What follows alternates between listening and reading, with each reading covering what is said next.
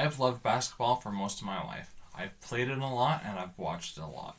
And since it's the start of the 76th season of the NBA, I want to share the history of basketball and focus on the creation of basketball when it became super popular and the effect that it's had on the world.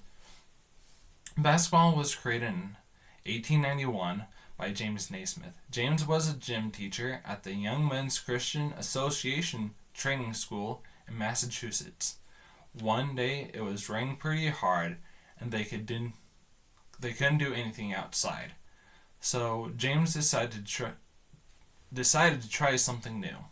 So he grabbed a peach basket and hung it up in the gym, and then he grabbed a soccer ball and told the students to pass it around and shoot it in the basket.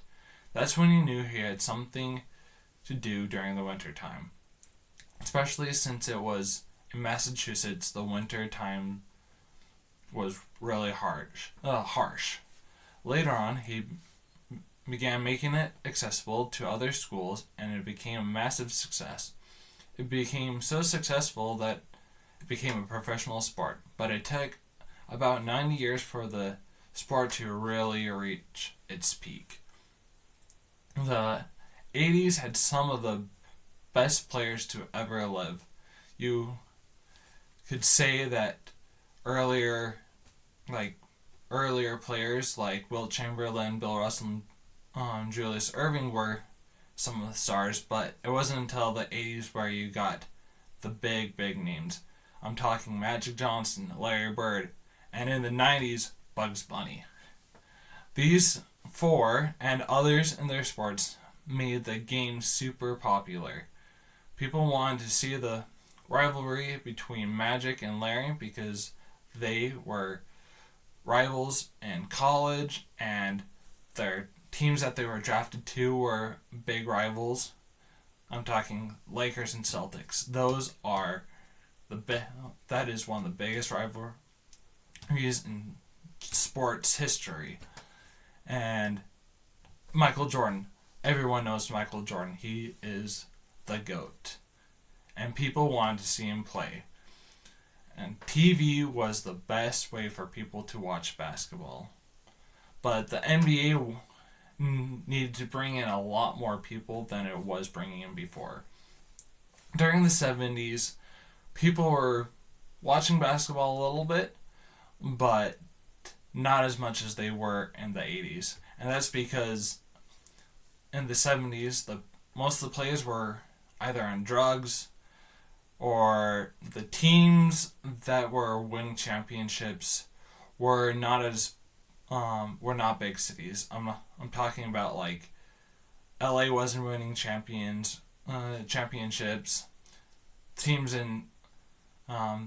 The teams in New York weren't winning championships, and so they weren't getting as national buzz as they should have. And so the league knew that for them to get people drawn in, they needed those stars. And that's why Magic, Larry, and Michael became superstars. Everyone knew their name because of TV. Now, because TV was so big, other countries were able to get the broadcasts and watch those players play. And now, basketball is a worldwide sport. About a week ago, the NBA put out a report that there were 120 international players on rosters. That is a good amount of players playing. In the 80s, you barely had any international players play, but now most players are international, and some of the best players are international. I'm talking about Giannis Antetokounmpo, Joel Embiid, Nikola Jokic, and Luka Doncic, just to name a few.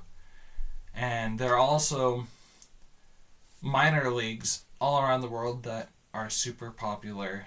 I'm talking FIBA, EuroLeague, and the Chinese Basketball League. And many of these leagues have players that either couldn't make it in the NBA or were just too young to play in the NBA. and that has grown the excitement for the NBA and just for basketball itself.